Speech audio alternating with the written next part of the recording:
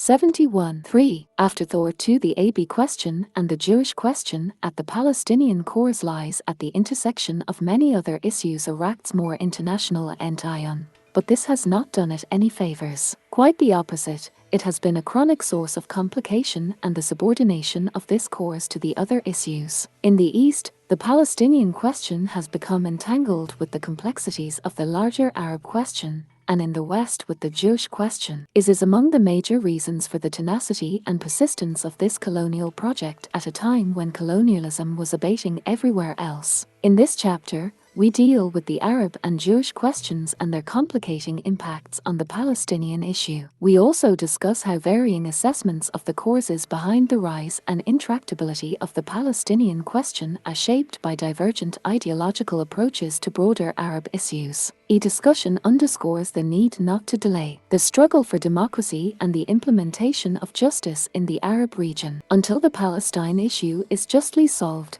nor to delay the struggle for justice in Palestine until the Arab region is liberated from authoritarianism. The two issues are not separable conceptually, but in the framework of the ongoing struggle for justice, people need to avoid the vicious circle of delaying justice in Palestine until justice in the Arab world is achieved and vice versa. Palestine and the Jewish question. From the 1930s to the end of World War II, antisemitism in Europe assumed unprecedented dimensions, culminating in the Holocaust. Zionist leadership at the time succeeded in politically utilising the just-ed international sympathy with the Jews and integrating it into the Zionist movement's ideological and pragmatic partnership with Western imperialist outlooks and regional policies. Such efforts helped lay the groundwork for immediate international acceptance of the Jewish state when it was declared. Post-war Arab positions towards antisemitism in Europe varied across the political spectrum between two extremes, from total denial of its existence,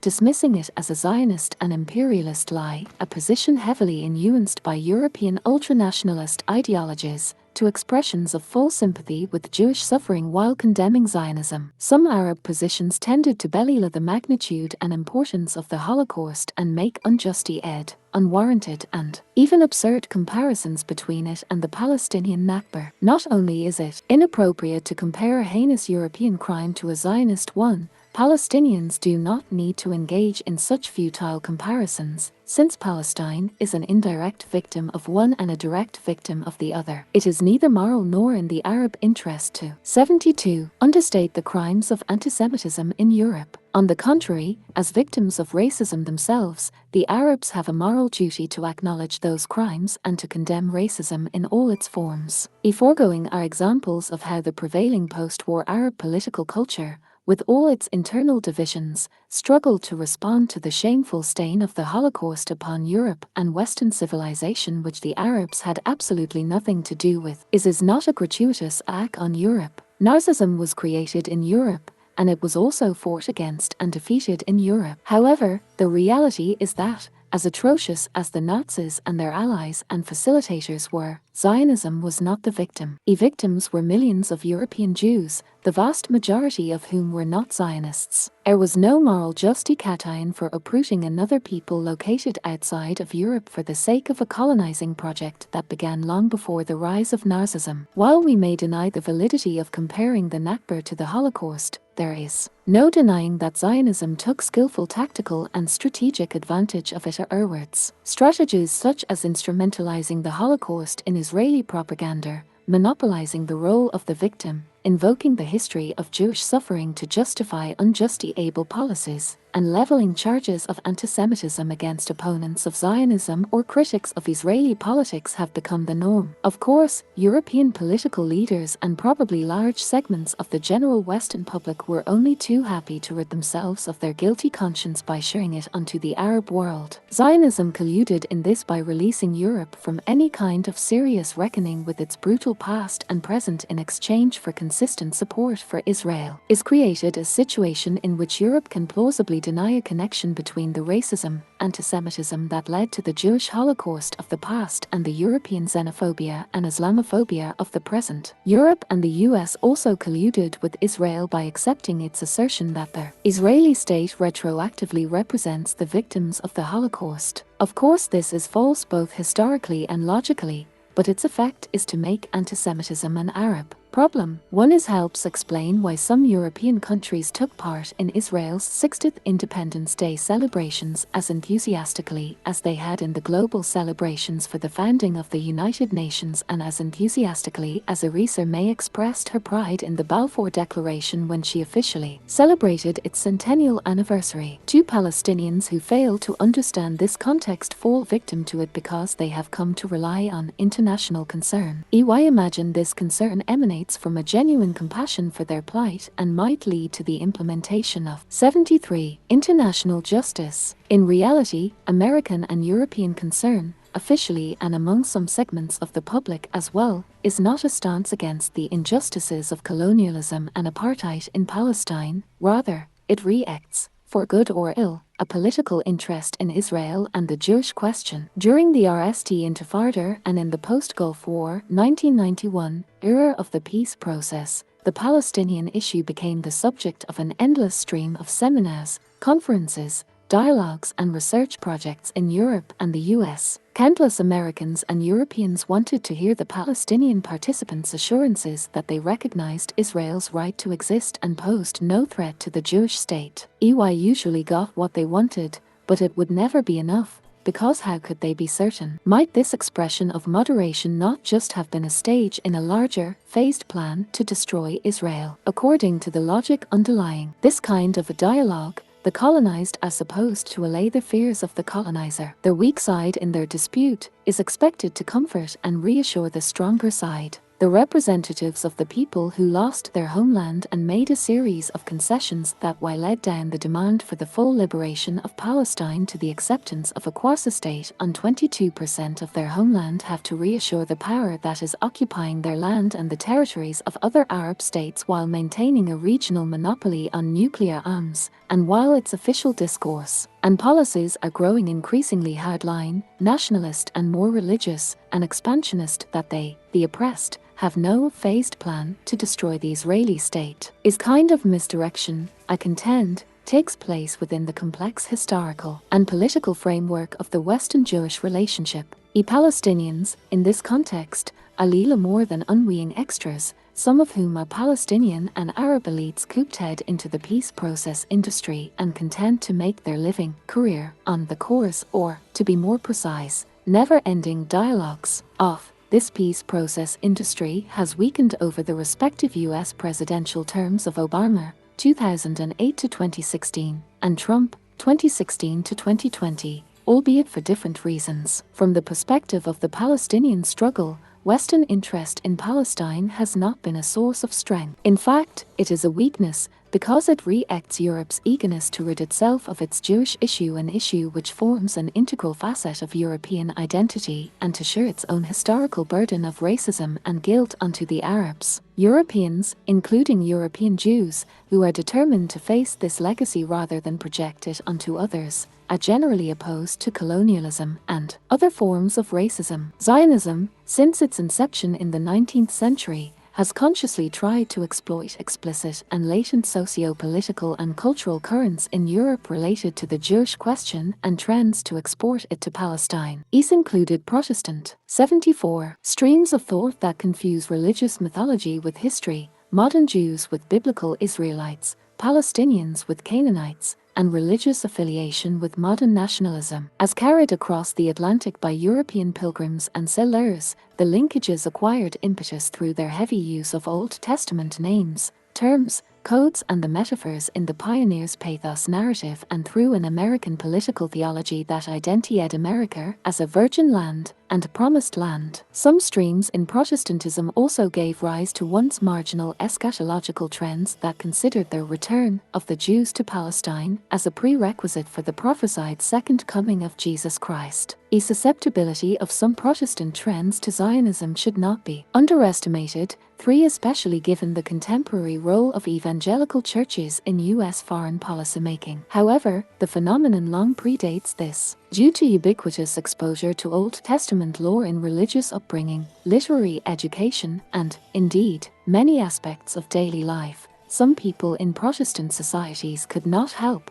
but see Palestine and the Jews from a biblical perspective. His outlook played a crucial role in developments in Palestine, from how it inspired the 19th century colonial expeditions to Palestine and how it facilitated lobbying for the Zionist project in Great Britain on the eve of the British Mandate. One of the most prominent proponents of the resettlement of the Jews in Palestine was Lord Shaftesbury, the 7th Earl of Shaftesbury, who actively devoted most of his life to this cause. As part of his campaign in support of Jewish claim to the Holy Land and further British protection for the Jews of the East, he wrote an article in the January-March 1839 issue of the Quarterly Review titled "E. State and Prospects of the Jews." The article, which was a review of Lord Lindsay's Letters on Egypt, Edom and the Holy Land, 1838, marked the RST time. A distinguished magazine had treated the problem of restoration of the Jews in all its aspects: religious, political, historical, philosophical. For a year later, in 1840, a memorandum on the subject of the restoration of the Jewish people to the land of Palestine appeared in E! Times, the leading British newspaper of the era. His memorandum, which was loaded with mystical and biblical allusions, was addressed to the Protestant monarchs of Europe and various governments of Christian territories like Great Britain, Prussia, the Netherlands, Sweden and Norway, Denmark, Hanover, Württemberg, and other parts of Germany, the Protestant cantons of Switzerland and the US. 5. In the 1875 annual general meeting of the Palestine Exploration Fund, Lord Shaftesbury said that, "We have there a Palestine, a land teeming with fertility and rich in history, but almost without an inhabitant, a country without a people, and look, scattered over the world, a people without a country." 6. Shaftesbury, and not a Jewish Zionist leader, may well be the original 75 copyright holder on the famous colonialist slogan, "A land without a people for a people without a land." Another forceful advocate of the restoration of the Jews to Palestine with British assistance was Colonel George Gawler. In 1853, Gawler published a pamphlet in which he pleaded that Britain was the divinely appointed agent to secure this end and, in assuring the security of Jewish settlements in Palestine, Britain would at the same time be furthering her own interests. 7. English clergyman Reverend Samuel Alexander Bradshaw added his voice to those emphasizing the duty of the Christian states to restore the Jews to Palestine. In his tract for the Times, Being a Plea for the Jews, 1844, Bradshaw even warned against the abandonment of the Jews' ancestral right to Palestine and called for a political action to assist the Jews to return to the land of their fathers. 8. He called on Parliament to allocate £4 million to this end, with a further £1 million to be collected by the churches. 9. Reverend William Henry Heckler, an Anglican minister assigned to the British Embassy in Vienna, was an active supporter of Herzl, and also contributed a leaflet, probably Ryan in 1882 though it appeared in 1893, titled "E Restoration of the Jews to Palestine According to the Prophets," exhorting the Jews to return to Palestine. Heckler viewed his duty to help the secular Herzl restore the Jews to Palestine as a way of fulfilling prophecy of the return of Jesus. He was equally certain that Palestine would be returned to the Jews, a prediction he based on arcane computations. 10. Henry Graham Guinness, an Irish Protestant preacher and author, is said to have predicted the great event of 1917, the Balfour Declaration heralding the occupation of Palestine, in his 1888 book Light for the Last Days, a study historic and prophetic. 11. Whether or not he was aware of this prophecy, the British Foreign Secretary, Arthur Balfour, did issue a declaration in 1917 on behalf of the British government, announcing support for the eventual establishment of a national home for the Jewish people in Palestine. The Balfour Declaration came to be seen as the culmination of a rich tradition of Christian Zionism in British culture, which had a religious impetus behind it. 12. According to Barbara Tuchman, for Balfour, their motive was biblical rather than imperial. If the biblical culture of England can be said to have any meaning in England's redemption of Palestine from the rule of Islam, it may be epitomized in Balfour. He was the reverse of Shaftesbury, not ardent but a skeptic, not a religious enthusiast but a philosophical pessimist. He was nevertheless strongly infused, like the evangelicals and the Puritans, with the Hebraism of the 76 Bible. Long before he ever heard of Zionism, Balfour, steeped in the Bible from childhood, had felt a particular interest in their people of their book. 13. According to his niece, companion and biographer, Blanche E.C. Dugdale, it was a lifelong interest that originated in the Old Testament training of his mother and in his Scottish upbringing. 14. As a child, Arthur's Protestant upbringing and exposure to the Old Testament were important socializing factors, but his development was also shaped by the same imperialist motives commonly found in the Weltanschauung worldview of British politicians in the imperial age: the Suez Canal and the maritime road to India, exploitation of Mosul's oil in Iraq, imperial rivalry with France, etc. Main political religious fundamentalism driving the creation of the Palestinian plight was not Islamic, but Christian. Although their mainstream of Protestant churches usually distance themselves from Christian Zionism, the political mystics of some evangelical churches are still a problem and source of complication to this very day. Barack Obama, who was himself raised to believe in a Jewish state and ignore the calamities caused by its establishment, made some remarks about the suffering in occupied West Bank and Gaza. He observed that a strong majority of white evangelicals, the GOP's most reliable voting bloc, believed that the creation and gradual expansion of Israel fulfilled God's promise to Abraham and heralded Christ's eventual return. 15. What does being entangled with the Jewish question mean? A Jewish question, or the global Jewish question, if you will, as long as we remain wary of turning the histories of their West into world history, and of its grand narratives, has been outsourced to the Arab region from Europe, and so it remains. Major implications of this include avoiding all framing of the Palestinian question as a colonial issue, allowing Israel to take its place in European society and their West in general, as long as it is located outside Europe in the East, and insisting that Israel always be portrayed as the victim, even as it oppresses the Palestinians. Monopolization of the victim's position by an occupying power is responsible for some of the most hypocritical political culture imaginable. It is exemplified by the Israeli expression, shooting and crying, pulling the trigger then crying about it, or by Golda Meir's widely quoted statement allegedly made in London in 1969, when peace comes, we will perhaps, in time,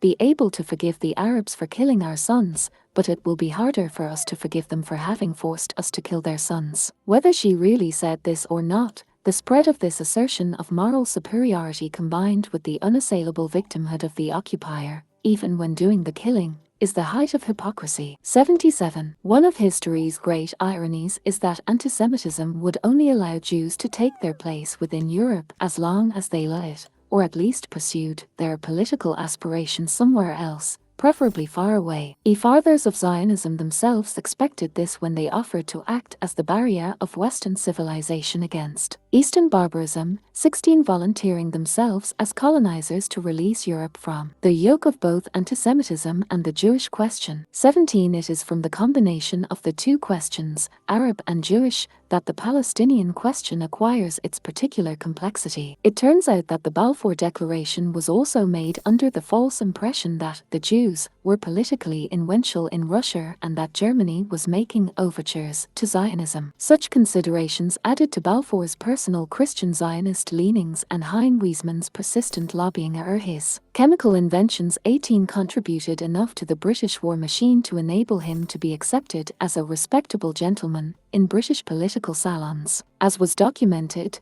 Lloyd George and Balfour, who repeated Weizmann's dubious contention, which was meant to appeal to stereotypes of international Jewry, that if Britain committed itself to Zionism, then Russia's Jews would prevent the Bolsheviks from abandoning the war and American Jews would use their influence in Britain's favor or the war. 19. The imperial struggle with France over the Arab Mashrek was also a factor. 20. Subsequently, British mandate policies helped the Zionist movement build the autonomous structure of a Zionist parastate and create a separate Jewish-controlled sector of the economy, and frequently been ed from substantial capital supply as well as the workforce injected by virtue of continued immigration. 21. Palestine and the Arab question. Palestine question is the source of the Arab-Israeli conflict. Same colonial partition that generated the Arab question. 22. In the Levant, in interaction with local factors and social structures, also produced the question of Palestine. 23. There are major regional national tensions between state and nation,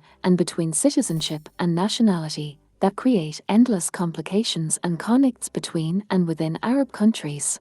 Arab question is rooted in the discrepancy between the failure of modern Arab nationalist aspirations to establish a pan-Arab sovereign nation and the infeasibility of this project, on the one hand, and the failure of the Arab states in building nations based on citizenship on the other. Among the array of factors that are both causes and consequences are the fragility and legitimacy crisis of post-colonial states, hyper-ideological compensation for the lack of national unity in reality, chronic military interference in politics, the politicizing of 78 subnational tribal and sectarian identities, and difficulties in transitioning to democracy. Historically, rivalry between Arab regimes nuanced their positions on Palestine. Positions were determined by international alliances and by the need for Arab regimes to leverage the political legitimacy the Palestinian cause symbolized to the popular consciousness. Its cause was most forceful in politics and society during periods of heightened pan-Arabism and grand political projects, as well as in nationalist responses to defeat. PLO, for example, was created during a period of increased regional alignment around pan-Arab objectives. Antagonisms within the PLO were intertwined with disputes between Arab regimes. In many cases, the Palestinian factional splintering mirrored the patterns of Arab camps, with factions sharing sides between one or another country or bloc according to the sharing patterns. Still, even at the tensest times, during the height of tensions between so-called Arab progressive and Arab reactionary camps, the Palestinians have generally managed to maintain unity within the PLO, which eventually became an established and recognized Arab political entity. As much as Palestine symbolizes Arab rejection of colonialism, general post-colonial grievances, Arab identity and injustice to the Arab people, Arab regimes, even those most committed to the cause, cannot resist the temptation to exploit the Palestinian question as a means to an end. Arab regimes tend to exploit the Palestinian cause to promote their own interests in two ways. Is to elevate the confrontation with their Zionist enemy above all internal problems and failures. Allows regimes to accuse critics of treason, sowing divisions in a united front against the enemy and undermining the resistance. A second way is used by some moderate regimes which offer concessions on the Palestinian cause in order to improve external relations, strengthen alliances and curb Western criticism of domestic policies in matters related to human rights violations within their own countries. For example, Islamic group of Arab regimes are no less guilty of exploiting the Palestinian issue. In fact, this type of exploitation is currently more widespread. Historically, however, Arab states have adhered to certain general principles regardless of the disputes and tensions between rival camps. For example, there once existed a consensus on common interests related to Palestine in the context of the regional Arab order. It was also generally accepted that the Palestinian issue was a case of unresolved colonialism, and that the national liberation of an Arab people whose land was under occupation was a just and principled course. More repercussions of the entanglement with the Arab question. 79. An analysis would almost certainly show that the emergence of Israel in the region, its policies and the conflicts they triggered, and subsequent attempts to shape the region according to Israeli needs, were directly and indirectly related to the rise of military regimes. Military coups that took place in Syria, 1949, Egypt, 1952, and Iraq, 1958, claimed they were a direct response to the 1948 defeat of the Arab armies and the weakness of liberal-era Arab regimes towards Zionism and its imperial allies. The emergence of Israel in the midst of the Arab region and the question of Palestine changed how the Arabs related to themselves and how they related to their West. No major political or ideological development in the region can be understood in isolation from the gaping wound of Palestine. The Palestine question as a main component of pan-Arabism ideology despite all the goodwill of Arab nationalists and their dedication to the Palestinian cause was turned into a tool of regimes that transformed Arabism from a cultural,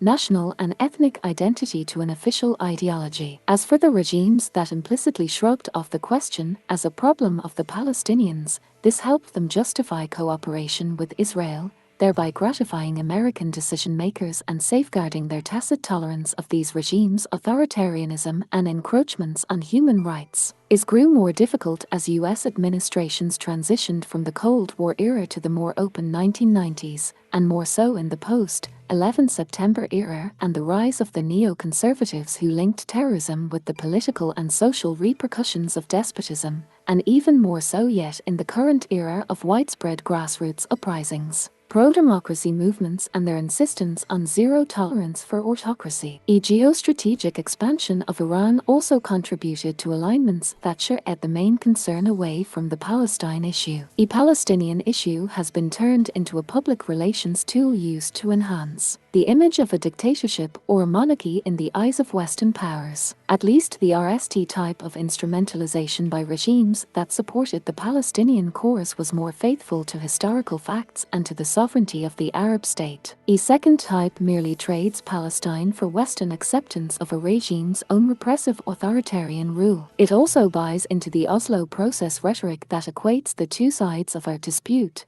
to obfuscate the reality of occupying power, colonizer versus occupied people whose land has been colonized. A regime may even resort to blaming the victim in order to justify normalizing relations with Israel before the realization of a just solution for Palestine. Arab regimes still had to contend with domestic public opinion, a vast majority of which remained strongly pro-Palestinian, in order to gain greater maneuverability in foreign policy. Arab regimes could not act as independently from domestic public opinion as impatient Western powers may have imagined, in their bids to distance domestic opinion from the Palestinian question in order to facilitate normalization with Israel. Some Arab regimes initiated campaigns designed to reorder national and public opinion priorities. EY focused on persuading their people that it was in their interests to prioritize the strategic interests of their own country, i.e., raising the domestic audience above the Arab nation and the question of Palestine. Campaigns sometimes went so far as to suggest that serving the interests of the Arab nation and the Palestinian cause detracted from the national interests and the people's welfare,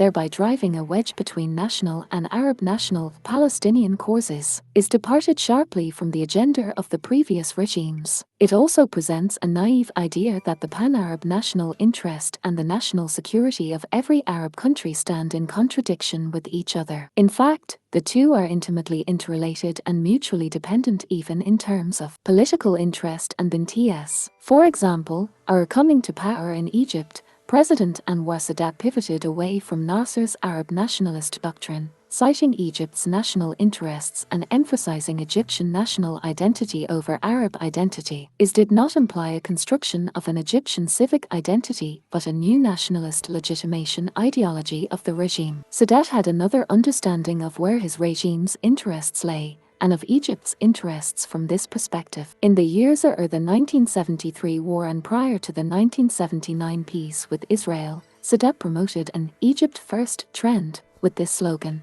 echoed by Egypt First, Second and Last, blazoned across billboards in major cities. In his October paper of April 1974, Sadat identified Egyptian nationalism as the prime determinant of their accomplishment of the October War. He added that the Egyptian military had paid heavily in defending the Palestinians and that now, after the 1973 war, it was time for Egypt to consider its own interests as top priority. It was a mere ideological presentation of the interests of the regime, not the state nor the state's nation of citizens. 24 But even in a country such as Egypt with its strong local national identity, the official renouncement of Pan-Arabism did not bring the Arab Egyptian people closer to Israel. Meanwhile, the void by Arabism was lulled by the expansion of Islamism, which was encouraged by Sadat's regime at the beginning of his GHT against secular Arab nationalism and the law, before he fell victim to the rising radical Islamism. The assassination of Sadat has proven that ideological movement cannot be reduced to a disposable tool. A movement will also use their user and treat them as a disposable tool. In 2002,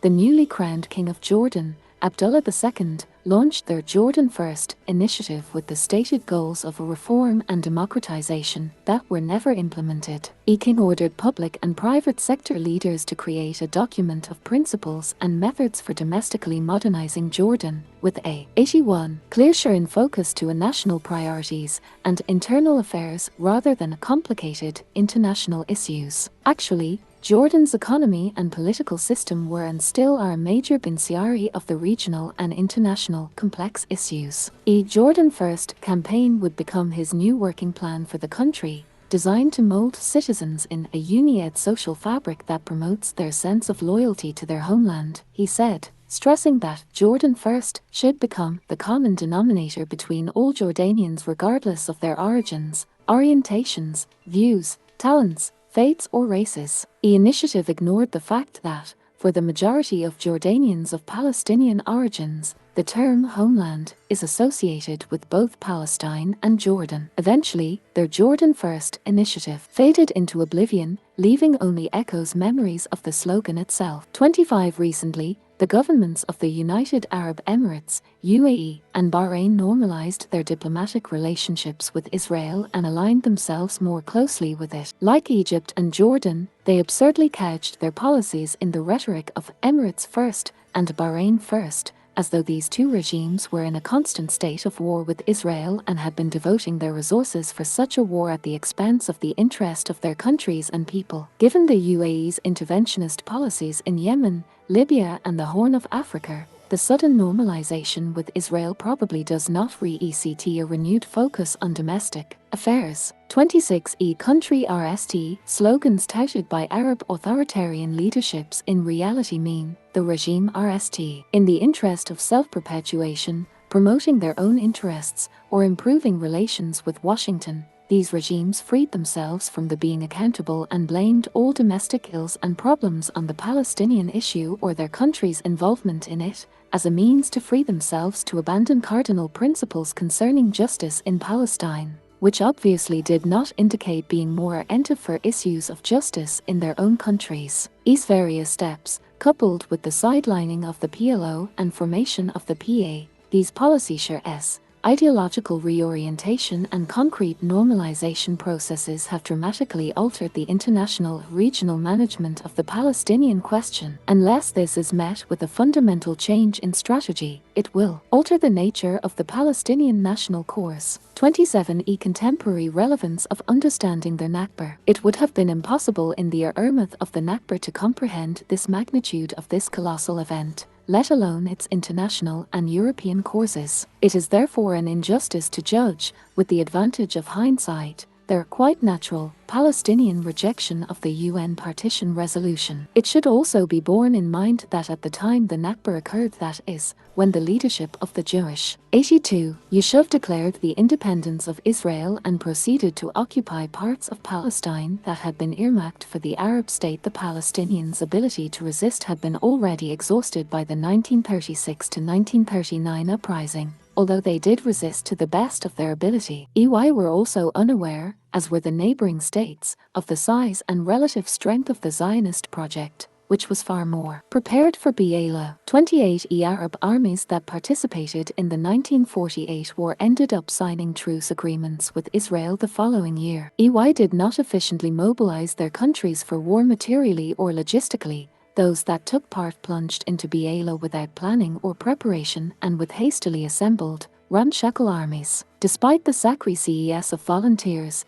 the Arab states did not wage war against Israel in any real sense. EY lacked the necessary will to GHT and had to be pushed into Ba'ala by a vibrant public opinion at a time of real socio-political turbulence. Moreover, Arab political leaderships were divided and the prevailing mutual mistrust prevented any coordination between their armies. Israel won and occupied the Palestinians' land. Like any grand historical event, countless reasons for the Nakba could be cited. The Zionist project was a settler colonial project linked to the British imperialist policy led to the creation of a national home for the Jewish people, and British colonial authorities actively empowered the Yishuv and enabled the Zionist movement to implement its programs. The project was militarily strengthened by the military experience of Jewish officers in the Allied armies, especially the British Army, during World War II. In 1948, it would be even more concretely strengthened thanks to massive arms shipments to the Haganah from the socialist bloc. 29 Soviets assumed that Labor Zionism would be a progressive, potential ally vis-à-vis reactionary Arab regimes considered to be allies of the declining British Empire, and, more generally,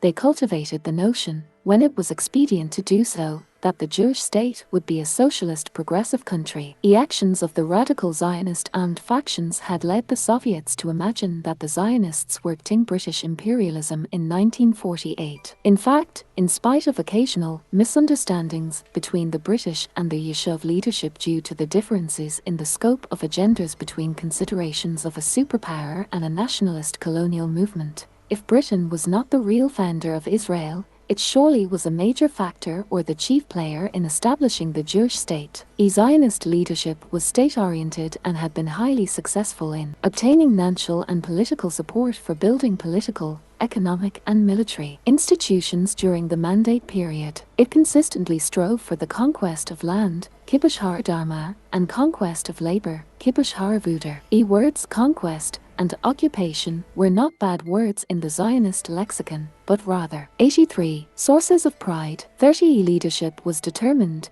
pragmatic and rational in the sense of being goal-oriented, and it did not balk at using immoral means to reach its goals. It was good both at assessing. 84. Others. People may like to quote the famous Israeli saying that the war in which Israel is defeated will be its last, but the fact is that no one is going to war against Israel. A constant reiteration of such strategically unhelpful statements have an anesthetizing effect in the absence of a strategy for a political struggle that, among other things, takes into consideration Israel's internal contradictions and does not consider either Arab regimes or American foreign policy as immutable givens. Arab governments that normalized their relationship with Israel do not believe in these ravings or in the wishful thoughts of some of their supporters, but in their own interests, as is their raison d'etre. Their shared interests with Israel mainly lay in coordinating political and security matters so as to maintain regional stability, by which Arab regime stability in the face of potential recurrent grassroots uprisings is meant, and in coordinating joint lobbying of the West,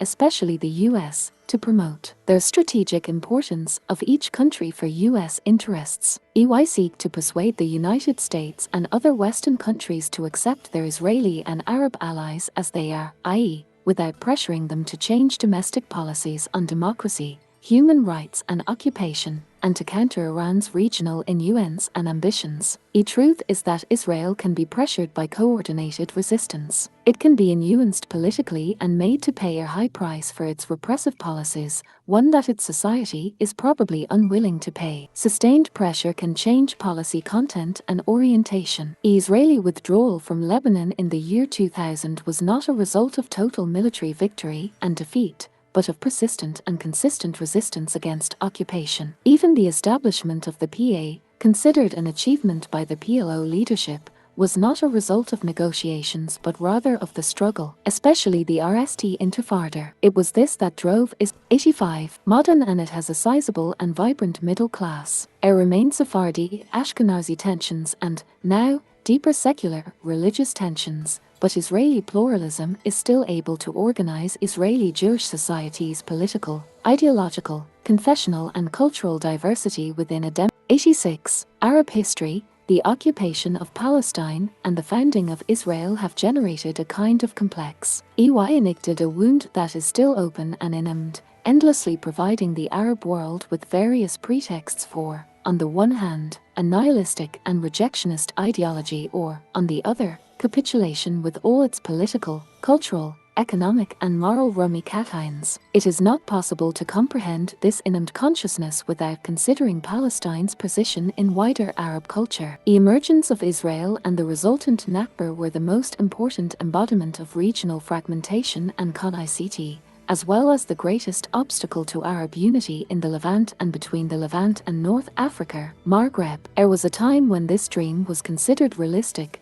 a time when Arab states were not as physically entrenched and authoritarian regimes had yet to consolidate themselves. The above-mentioned preoccupation with interpreting their meaning and causes of the 1948 loss of Palestine was reminiscent of the great imponderable of their Arab Enlightenment. Why is the West advanced and Muslims backward? An endless list of historical variables might be adduced to answer this question. Since it is so hard to give a satisfactory list of reasons as to why a complex social phenomenon emerges, it is impossible to explain why it did not. It is better to focus on the whats and the hows. What happened? What must we do? How can we understand? How can we move forward towards a denied aim? While asking why may stimulate partial scientific answers, it can receive definitive answers only from ethical, moral, normative perspectives. Engagement with the question, just like attempts to answer it, inevitably re-ECT prevailing values, beliefs and ideologies at any given moment. Whenever political forces tried to come up with a response to the questions, why did the Nakba happen? Or why did the defeat in June 1967 happen? Their answers reacted predominant or emerging ideological trends and assumptions, and their political and cultural disagreements were manifested in their disagreements over their assumed reason. A trend appeared among some parts of the law that attributed sole responsibility for the Nakba to the reactionary nature of Arab societies. For later ex-Islamists, some of whom became enthusiastic neoliberals,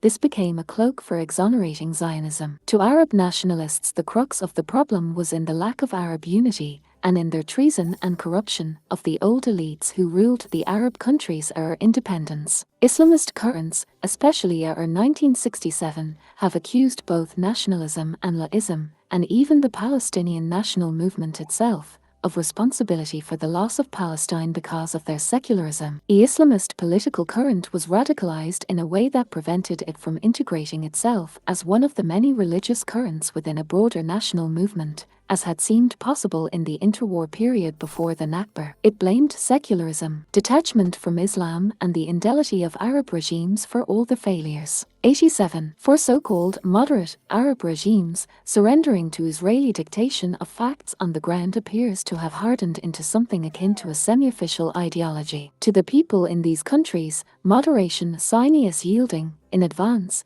to come what may, regardless of decades of experience with no prospect of justice on the grounds that it is unrealistic to aim for justice. To the rulers it is denied as alignment with the US and accepting its Middle East policies, especially concerning peace with Israel. How could despotic regimes be described as moderate otherwise? Is complicity between moderate Arab leaders and Zionism is not new. Moderate leaders presumed that Zionism and the Jews are very influential, to say the least, in world politics, and Zionist and, later, Israeli leaders nurtured this belief, which outside this context would be considered anti-Semitic. 32. Since events in Palestine are felt not only as a part of a colonial issue, but also as a marrer of national dignity and durance, alternative political and cultural visions have presented themselves as the only path to the liberation of Palestine or to solving the Palestinian question. Even if these remained slogans and never gained traction, it is important not to yield to cynicism on this. People mostly believed in the visions they introduced. Political ideological pan-Arabism was presented,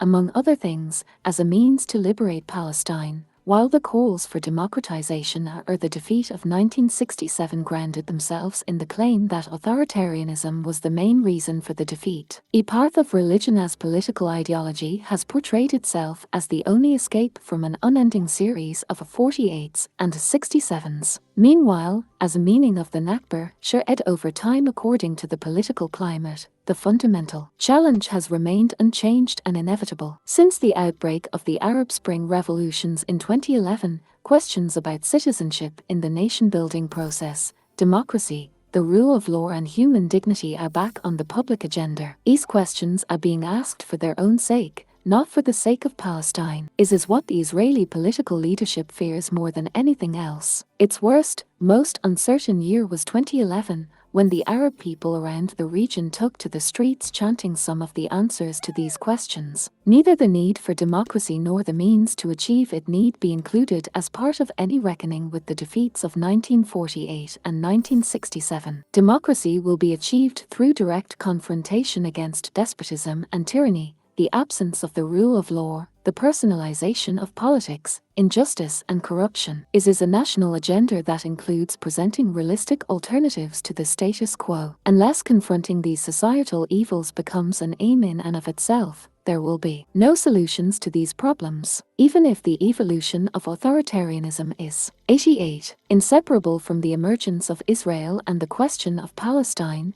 the struggle for justice, democracy and dignity must bear fruit for their own sake. Palestine will binti as a result. The instrumentalist approach to these existential issues can be manipulated to work in the opposite direction whenever it suits the arguer who might hold that the pursuit of these moral aims distracts and deviates from the main course, which is Palestine. Because of the deep conviction that the loss of Palestine and the situation in the Arab countries are connected, nationalists and laists who organized in the 1950s or the Nakba used to argue among themselves about whether they should start RST with the struggle to change Arab regimes and modernize their countries, or with the armed struggle to liberate Palestine. There was no correct answer to this irresolvable dispute. These issues are still connected, but the struggle against occupation can continue alongside and in parallel with their struggle for democracy in the rest of the Arab world and the struggle for justice in Palestine too. No one has to wait for the other,